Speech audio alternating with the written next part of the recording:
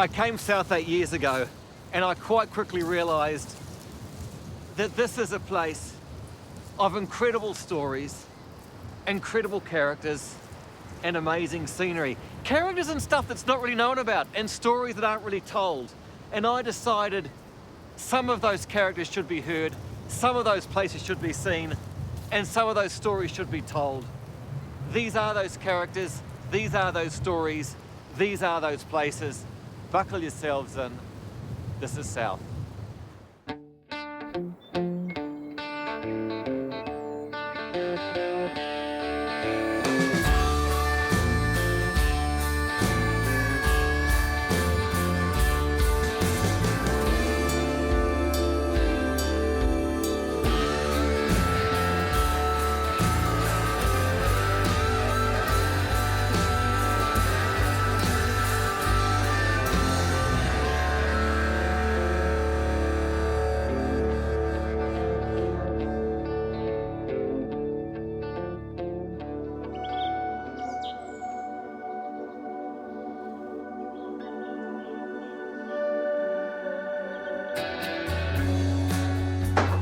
I've got no idea why people live where they live.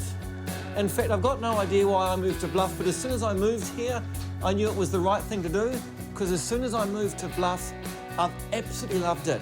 And every time I go away, every time I leave it, I really do so with kind of a heavy heart. God, I almost always leave half of myself here.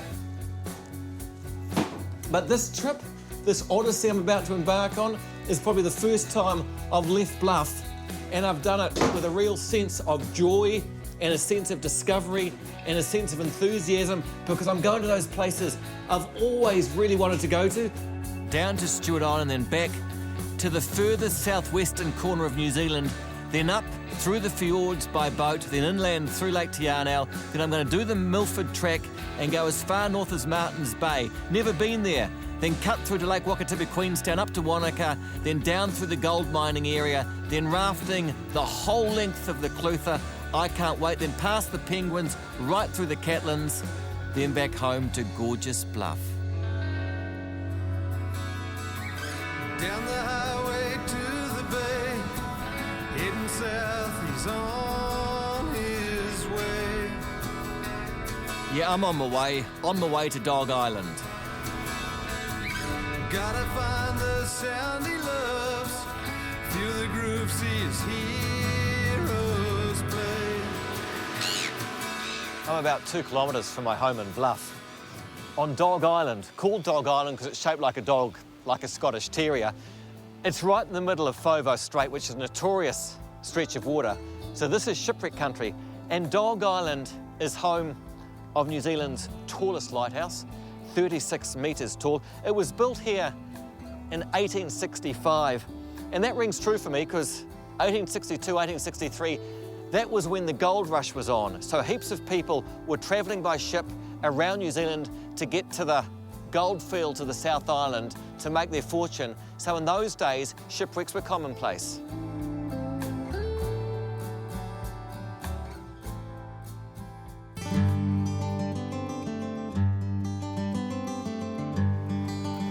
I've never been in a lighthouse before, but the most extraordinary thing is the thickness of the walls. Like more than 2 metres wall. In fact, the whole lighthouse appears to be mainly walls, and what's not walls is stairs.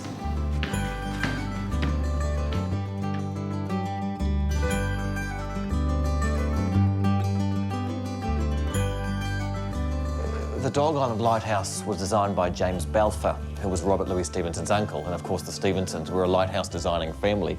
He designed this, and ironically, and I think this is a quick use of irony, James Balfour, the designer, drowned. He was attending the funeral of a mate of his that also drowned, and he is buried in South Eden Cemetery with a lovely headstone which features lighthouses. Anyway, designed this lighthouse. They built it from local rock that was quarried on the island, and the rock was stacked by prisoners.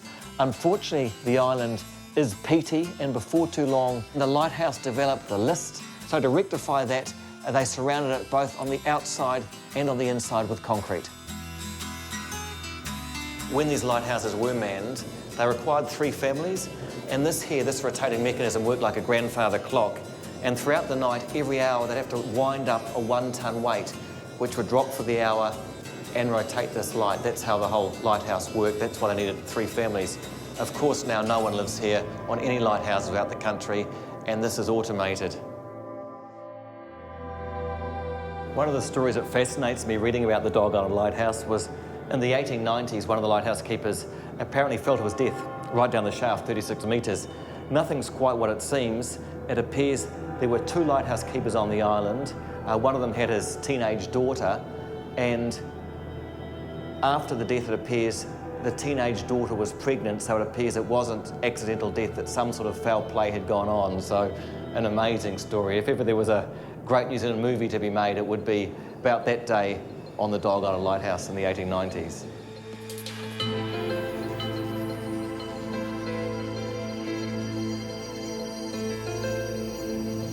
I've always been drawn to lighthouses, and it's neat having one so close to home. In fact, I should have left my light on because probably I could see my house from here if the light was on. And I suppose there's a certain quirkiness that I'm drawn to lighthouses when the whole point of lighthouses was to keep people away. I've never been inside one, and I'm slightly disbelieving because I always imagined that people lived inside them with sort of curved beds and round dining rooms and the whole round rooms. But of course, that was quite naive. On islands like this, the lighthouse is just for the light, and in the early days, the mechanism to turn it. And of course, there's separate houses for the lighthouse keepers' families. It's nice too, the first night of my Southern Odyssey is on a place I've always dreamed about. I'm not actually staying in the lighthouse, I'm staying in the lighthouse keeper's house, but that's not without its charm because it actually was abandoned in the 80s, so it's got sort of 70s, 80s decor. And tonight I'm sharing the lighthouse keeper's house with a man whose job it is to maintain the lighthouses right around New Zealand. So when you think about 3 families running a lighthouse, it sounds like a lark, but actually there was a lot to do and a lot of night work. Yes, one keeper started at dusk and then went all the way through to midnight. The other one took over at midnight and went through to dawn. The other guy would clean up during the day, and of course that had to happen 7 days a week, so there were no days off at all. And most of the lighthouses were converted in 1954, 1955, 1956, so they had their first diesel generators, electric lights. So at that stage, a lot of the lighthouses were run down from 3 families down to a single family, because all he had to do was start the generator and then he could go to bed. So he didn't need to sort of work all through the night to keep it going. A lot of them would have gone mad, would they, lighthouse keepers? No, I've never met any. Never met any? No. And all these books and calendars and stuffs about lighthouses, what's... People are into them, eh? There's obsession. I think so. I've always regarded them as New Zealand's castles. We don't have any other castles except for Larnack's Castle, and I think they're big, they're imposing, and probably brings back a romantic notion of seafaring days of old and sails and, you know, pokers, rum on the after deck, that sort of thing. So this is where I'm spending tonight. And I thought I was going to be in the lighthouse in a round-shaped room with a curved bed, but this is the reality. And the houses all have shutters on them. They make it look like sort of houses from the Pacific Islands. And I thought that must be because of the wind. But I don't know, I suspect, or I wonder if this wooden shutters aren't to stop the bright light shining past every 20 seconds and waking you up. It's not a bad idea. I think I shall sleep well. And yeah, maybe 50 years earlier I could have kept lighthouses. It seems to me like the perfect job. But, you know, I imagine one of those jobs you'd have nightmares that you hadn't stoked the lighthouse quite properly and you woke up on an island full of shipwrecks. But yeah, it's a job I could have done. I've left Dog Island and I'm heading to Stewart Island. Terrible name, Stewart Island. Māori call it Rekiura, which means glowing sky, which makes perfect sense because the Aurora Australis can be seen from here. I've been to Stewart Island a few times, and each time I get more away from the township Half Moon Bay and more into the heart of it. It doesn't disappoint, and this time, well, a mate from Invercargill, Robin, he set up a homestay in Tepees and Yurts, and he's a lively character. This should be good. Robin. How are you, mate? Good to see you. Good, you too. You got to hand it to Robin. He's a visionary to set up a teepee homestead in the middle of Stewart Island. I've volunteered to be a guinea pig. Oh, it's awesome sleeping in here. And to help Robin, there are a number of people that go around the world working on organic farms called woofers, because they are the ones that have done the dog's work.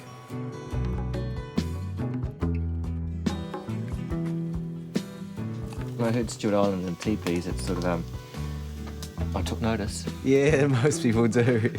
Normally they think, no, it rains too much, but it seems all right tonight.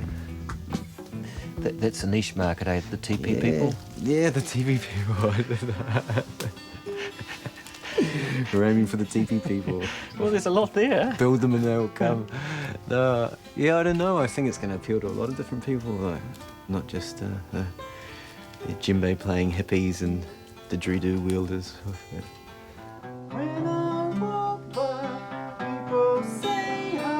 Also, for me, it's just an excuse to live in teepees, you know.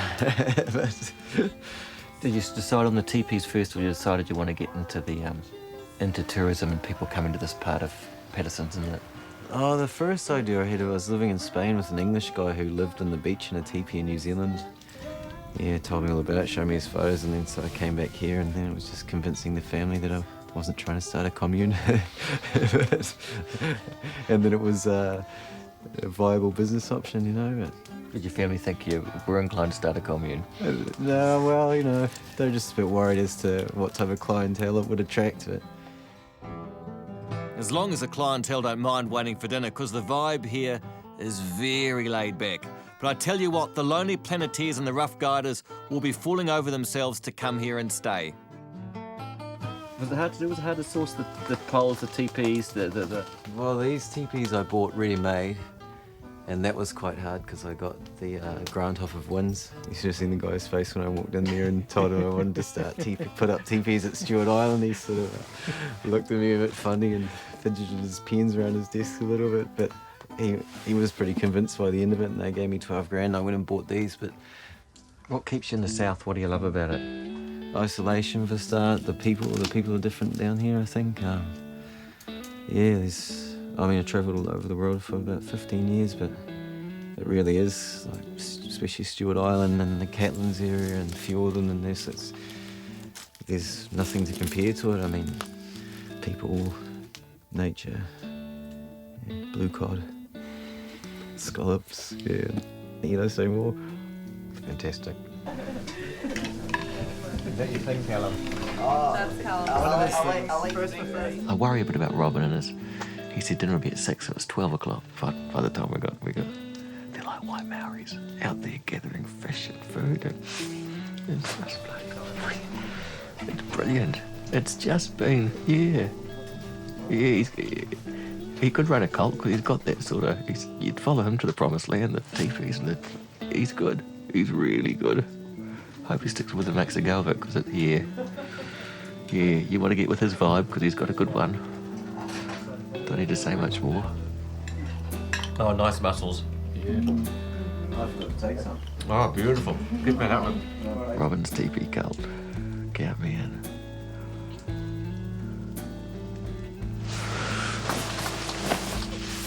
Thank you. Oh, is they all out there?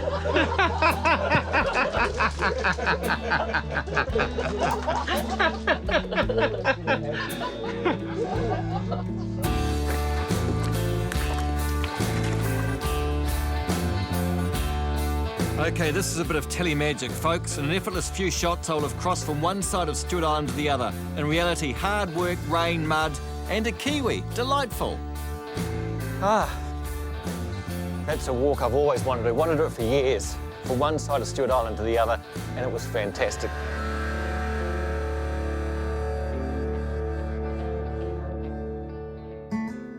Hard to believe, but this remote corner of the world was farmed from the late 1800s until 1987. When I saw it, I just fell in love with it. Tim Tiaika and his family arrived in 1966 and ran the last sheep farm here. It was never a really profitable operation. Winters were hard on the sheep, so lambing barely kept pace with the loss of sheep to the cold weather. We didn't have much money, But there were other factors there that helped us. We trapped possums, skinned them, sold the skins. And about 1969, 1970, I think, venison recovery became quite economical. In the early days, there were no planes in and out, so everything went by boat. We transported our wool down to the freshwater. Which is 4 hours, or? Oh, no, I could get 2 loads a day, you know, tractor and trailer, with 3 bales on the trailer. Tim finally retired and Doc took over the land, but the old homestead is pretty much the way it always was when Tim and his family called this isolated part of the world their home.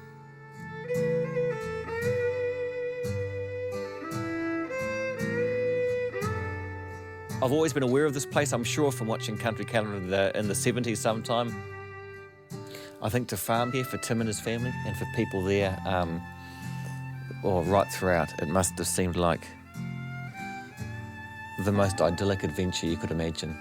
Just not really any worries. Just a complete, you know, a hard-working, stressful but worry-free lifestyle, if that makes sense. You know, you've got your food, you can eat your sheep. There's no stranger danger here, that's for sure. Yeah, it's paradise. It's paradise because you are so remote. I don't know that there's many places that I've been to that are as good as this, because most of them are increasingly becoming spoilt, whereas this one, because no one's around, is increasingly becoming more and more like it always has been. One of the great things about this beach is all the interesting stuff that the currents have washed in from the sea. I'm going to take this back to town because I've got a mate that could put this to good use. I've only been on this trip a couple of days and it's good. It's so good I've just about blown a head gasket. Plane, here we go.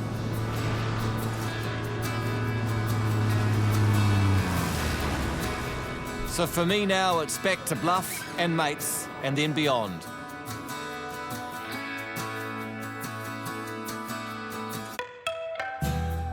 So now I'm back in Bluff with my mate Tracker.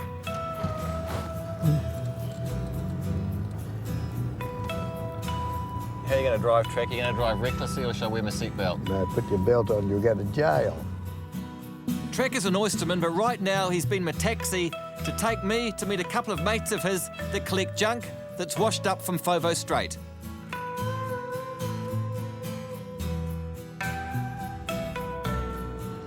Where's the sea lion? That's great, the seal sign. Yeah, I know, seal, they're blank there What the does other it side. say? New seal, I just Probably said seal. seal. I reckon we'll be sealing again in my lifetime. I hope so. Again. I'm signing up for the first cull. Doesn't go that quick. Does if I put it in the right gear, Well, why are you dickhead. going so slowly? I don't think you call me dickhead. Well, the town's looking quite smart. Yeah. It's like the Mediterranean on a good day. It's like the what's it called? The Côte d'Azur or something, isn't it, down here? Yeah. Beautiful. You could be anywhere on a good day. Nothing wrong with Bluff. Nothing wrong at all, Tracker. That's why we're here. Everyone seemed to be beside themselves with disappointment when the powerhouse closed down, but something much better made by a couple of beachcombers has sprung up just around the corner from Bluff. Good to see you. Yeah, good to see you, good to see you, good to see you. Ellen. So we just decided to come and pay you people a visit.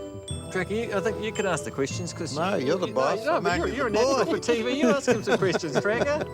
You ask one and I'll ask one. Oh, sure. How many boys? It was over 1,000. Okay, because I thought there would have been more than that because it looks like there'd be 2,000 or 3,000.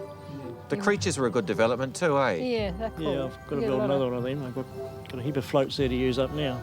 How long have you been saving them for, Alan? About 11, 12 years. 12 years. Yeah. You don't like it, Marilyn, so much? Oh, I like walking, but I don't do She enough. doesn't come of with it. me. He's too fast for me. You've done a lot of miles, eh? I've done a few now. Yeah. Yeah. There's a lot of miles. Yeah. Yes. I don't think I've seen a house as good as this around the... I don't know, but I don't think I've seen a house... Do people say that?